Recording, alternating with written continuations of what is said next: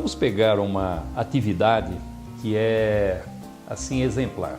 Pegue o engenheiro. Se nós pegarmos de todas as profissões, aquela que prepara de uma forma mais adequada o profissional é a engenharia, porque o engenheiro ele sai da faculdade sabendo fazer cálculos, ele tem lógica de raciocínio, ele entra numa empresa e consegue crescer rapidamente nos primeiros degraus dessa hierarquia. Passa ali para supervisão, chega à gerência até com uma certa facilidade. Mas olha que interessante, quando ele chega na gerência e começa a subir ainda mais, o que ele menos vai usar é o conhecimento de engenharia, porque nessas funções ele tem que fazer a apresentação de projetos, ele tem que fazer a apresentação de propostas, ele tem que participar de negociações, ele tem que motivar equipes, ele tem que abrir seminários, convenções, congressos, tem que dar entrevistas. A carreira dele começa a depender muito mais da comunicação do que propriamente do conhecimento técnico. E o engenheiro que não souber falar, ele vai estagnar na sua atividade profissional e às vezes vai perder aquelas posições importantes que conseguiu conquistar. Se nós pensarmos desde o princípio, o jovem quando ele está na faculdade, ele tem que fazer a apresentação dos seus trabalhos. Quando chega no final do curso, ele tem que fazer o TCC, Trabalho de Conclusão de Curso. E tudo isso é considerado para a nota de avaliação. Saiu da faculdade, vai começar a sua vida profissional. Ele vai participar de entrevistas, dinâmicas de grupo e vai concorrer com pessoas que têm mais ou menos o mesmo perfil. Tem um curso superior, fez um intercâmbio no exterior, sabe falar uma língua ou duas, conhece informática, tudo mais ou menos com o mesmo perfil. Onde é que está a diferença? Aquele que for mais articulado, aquele que for mais comunicativo, evidentemente que vai ser privilegiado nessa disputa. Então, falar bem, desde os primeiros passos, quando ele está ali na faculdade, no momento em que sai, quando ele conquista o emprego e depois para que ele possa ter uma ascensão profissional. Quem não souber falar, hoje corre um grande risco de não crescer profissionalmente. Que bacana. Napoleão Hill pesquisou durante mais de 20 anos as pessoas mais bem-sucedidas do planeta e identificou que a comunicação é uma característica comum dentro dessas pessoas de sucesso. O próprio livro Como Fazer Amigos e Influenciar Pessoas fala que você tem que ter uma escuta ativa e também está ligado à comunicação, não só o fato de falar, mas o fato de saber ouvir também.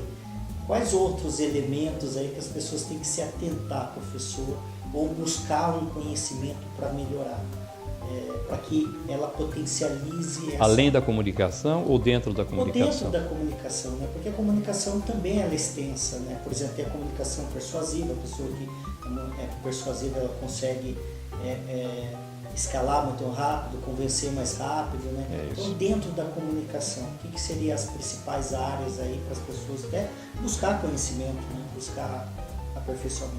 Perfeito. Um equívoco de algumas pessoas é imaginar que só deve buscar o aprimoramento na comunicação aquele que tem problema. Mas por que eu vou fazer um curso de oratória se eu não tenho medo de falar em público? Por que eu vou fazer um curso de oratória se eu já sei falar muito bem, eu faço as minhas apresentações?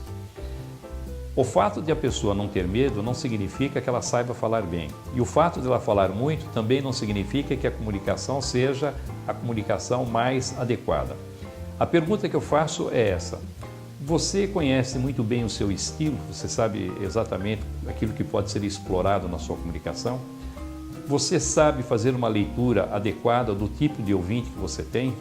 Sabe adaptar a mensagem de acordo com a faixa etária da sua plateia, de acordo com o nível intelectual, de acordo com o conhecimento que as pessoas tenham sobre o assunto? Você sabe como, a partir de uma leitura como essa que você faz da reação do ouvinte, modificar o seu processo de comunicação para que a sua mensagem vá ao encontro do interesse e da necessidade dessas pessoas? Você sabe planejar bem uma apresentação? Sabe quais são os requisitos para que você possa conquistar um ouvinte, fazer com que ele preste atenção, tenha interesse na sua comunicação, que ele se desarme das resistências que talvez esteja levando para aquele ambiente? Você sabe como instruir o ouvinte de forma adequada, orientando sobre o assunto que você vai desenvolver, o assunto que você vai apresentar? Em que circunstância essa instrução deve ser eliminada, já que você percebeu que o ouvinte conhece toda essa parte preliminar e pode ir diretamente ao assunto. Você sabe escolher a sua linha de argumentação adequada, em que ordem você vai colocar os seus argumentos? E se por acaso você encontrar algum tipo de resistência, algum tipo de objeção, você sabe como neutralizar essa resistência, como refutar essas objeções, sem criar uma objeção emocional, que às vezes é pior ainda. Objeção emocional é aquela em que o ouvinte ele não sabe por que é contra, mas ele é contra. Essa é a mais difícil. Então aprendeu como afastar essa resistência emocional para depois discutir as ideias, sabe exatamente como fazer uma conclusão para que as pessoas cheguem à conclusão que você deseja, para que elas possam refletir a respeito do assunto que você acabou de apresentar. Ora, se não estudou isso, vai acertar por acaso. A comunicação, portanto, ela tem tantos detalhes, ela tem tantos pormenores. Eu, por exemplo, ministro cursos de oratória há 42 anos. Estou fazendo isso de manhã, à tarde, à noite. Eu começo a dar aulas às 8h30 da manhã e saio da minha escola às 11 horas da noite. Sábado de manhã nós temos a maior turma aqui. Sábado à tarde eu ministro cursos lá na ECA, na pós-graduação em gestão corporativa, marketing político e relações públicas. E todos os dias eu estou aprendendo. Você encontra um caminho mais curto, você descobre uma forma mais eficiente de explorar a sua característica de comunicação. Então esse é um aprendizado que não termina nunca. Eu, por exemplo, escrevi 31 livros sobre a arte de falar em público. 31 livros, já tenho mais 3 aí na agulha para sair. Quanto material foi possível organizar, estruturar para passar essas informações? Então é um aprendizado que não se sabe quando deve começar. O Shaw dizia para uma senhora que perguntou a ele, ela estava grávida, falou: com que idade eu devo começar a orientar o meu filho quando ele nascer para que ele fale bem?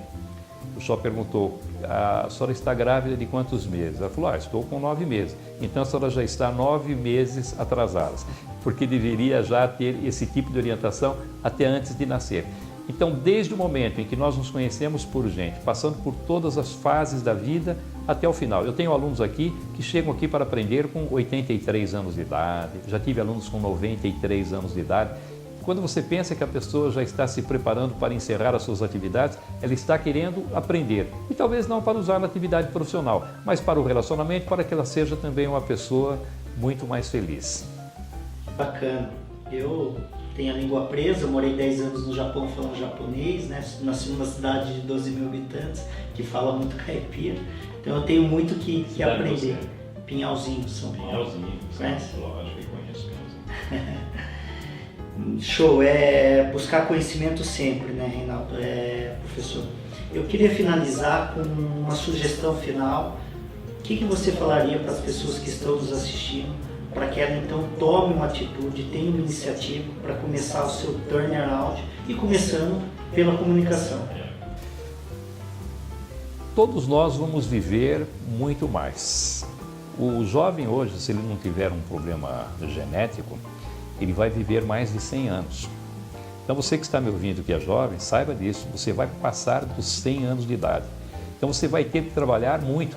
Aquelas pessoas que se aposentavam com 55, 60 anos, isso vai ser coisa do passado. Você vai ter que trabalhar até os 80, 85 anos, vai precisar progredir. E as atividades profissionais vão modificar muito. Hoje, com a tecnologia, da maneira como ela está acelerada e pressionando todas as transformações, as modificações, o que vale hoje não vale amanhã. E o que vale amanhã não vai valer para depois de amanhã. Então nós temos que ser eternos estudantes. Aprender todos os dias e ter sempre planos alternativos. Você tem uma atividade profissional? Pense num plano alternativo. Se essa sua atividade acabar, porque provavelmente ela vai terminar, as atividades que existem hoje, daqui a 10 ou 15 anos não vão mais existir, se essa atividade terminar, o que você poderia fazer? Dentro daquilo que a tecnologia está apresentando como novidade, o que você poderia fazer? Que tipo de vocação você tem? E vou dizer mais, não só um plano B, como um plano C, para que se você, num determinado momento, se sentir afastado daquilo que você faz, por conjunturas, por questões do mercado ou por qualquer outro motivo, você já sabe exatamente por onde você vai continuar, para que você possa continuar trabalhando até os 80, aos 85 anos. Acredite, nós vamos viver muito mais e vamos ter que trabalhar muito mais. E vamos ter que trabalhar mais em atividades diferentes. Aquele que tiver essa capacidade de adaptação de observar as transformações que vão ocorrer e estiver um passo à frente, esse vai ser o vitorioso. Tomara que seja você.